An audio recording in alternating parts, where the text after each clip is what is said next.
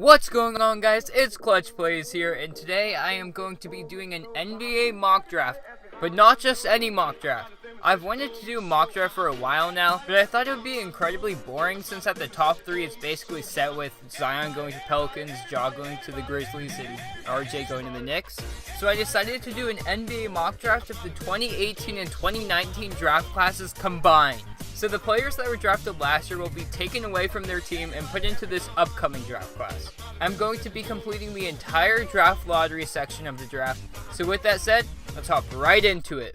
With the first overall pick in the combined draft, I have the Pelicans still taking Zion Williamson. Zion is only 19 years old and 285 pounds of pure muscle with Russell Westbrook type athleticism.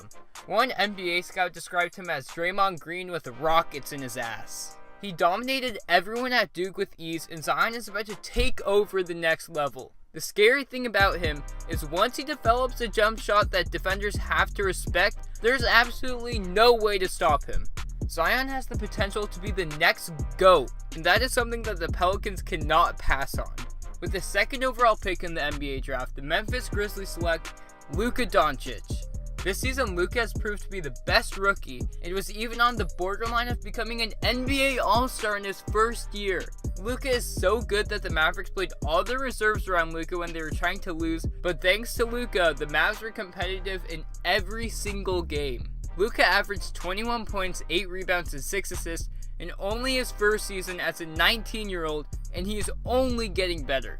With the third pick in the NBA draft, the New York Knicks select Trae Young. This is a case where the Knicks need to take Trae Young because he is the best player available on the board. The Knicks are in dire need of a point guard currently. They have Dennis Smith Jr., but behind that they have Mudiay, who's probably going to leave in free agency because the Knicks don't want to sign him. So they need a point guard. However, they're trying to get Kyrie in this upcoming free agency. The Knicks can have a backup plan if Kyrie decides to play elsewhere, which probably won't happen, but just in case. Or, if Kyrie comes to the Knicks, having Trae Young as a trade asset and a potential Anthony Davis trade will make the deal much easier to complete. Trae Young really came on during the second half of the season, where he was hitting clutch shots, averaging over 25 points a game, and becoming a true leader as a rookie. Trae Young is going to be a special player next year, and the Knicks would love to have him. With the fourth overall pick, the Lakers take DeAndre Ayton. Ayton performed just about how well everyone predicted he would be. He played 30 minutes a game, averaging 16 points and 10 rebounds. He has potential to be a good defender, but really hasn't developed those skills yet. The Lakers are in desperate need to put a good center next to LeBron and Lonzo, as Moritz Wagner is not the answer, and he fits nicely because of his ability to space the floor with his shooting, and he excels in the pick and roll game. That Lonzo-Ayton pick and roll game is going to be nasty. With the fifth pick in the NBA draft, the Cavs select RJ Barrett. The Cavs have already expressed interest in trading up in the draft for RJ Barrett and are rumored to give up an unprotected first-round pick to do so. This is the Cavs we're talking about. They're going to be awful next season. RJ Barrett is the most crafty offensive player in the draft, can score at will, and is an above-average playmaker. He performed well at Duke playing next to Zion and Cam Reddish, and now that he's on the Cavs, he will have all the opportunity in the world to become a top guard in this league. RJ and Colin Sexton would be a great start to the Cavs rebuild. With the sixth pick, the Phoenix Suns select Ja Morant. Since the draft process started, the Suns were rumored to take Ja Morant over Zion Williamson if they got the first overall pick. This shows how much they want Ja to fill their huge hole at point guard. Ja is the best playmaker in this draft by a mile, and is often compared to John Wall. He made everyone around him at Murray State significantly better, so it only makes sense that with the Suns' young, improving supporting cast, he can do the same or even better. Ja and Devin Booker in the backcourt is an insane combination that, in my opinion, in 2 to 3 years will probably be the best backcourt in the NBA. With the seventh overall pick, the Bulls select Mitchell Robinson. Now this may seem like a bit of a reach, but Mitchell Robinson fits the Bulls roster better than any of the available players in this draft. Mitchell is a defensive monster who averaged 2.4 blocks per game while only playing 20 minutes per game. With an increase in playing time, Mitchell can easily average 3 to 4 blocks per game. Mitchell is not only good in the interior, but is a sensational defender on the perimeter, actually blocked the most 3-point shots in the NBA as a center.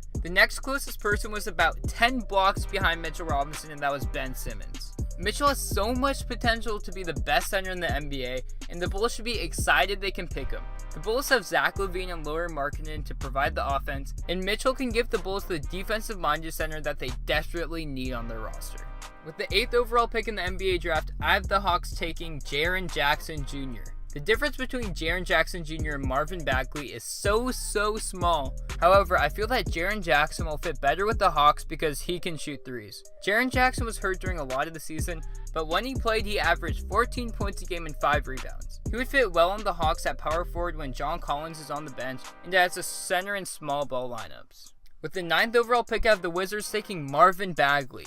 Marvin Bagley made the all-rookie first team on the Kings coming off of the bench. He's an interior player but doesn't have an effective shot, which is the reason he's going 9th overall in this draft. The Wizards get a power forward that they desperately need, and now hopefully they can get some more young talent to surround him. Also, trade Bradley Beal, please, come on. Now the Hawks, with their 2nd first-round pick, take Jarrett Culver. The Hawks have shown a lot of interest in Jarrett Culver to the point where they want to trade up to get him. Culver carried Texas Tech to the NCAA championship game, but he underperformed and lost to Virginia.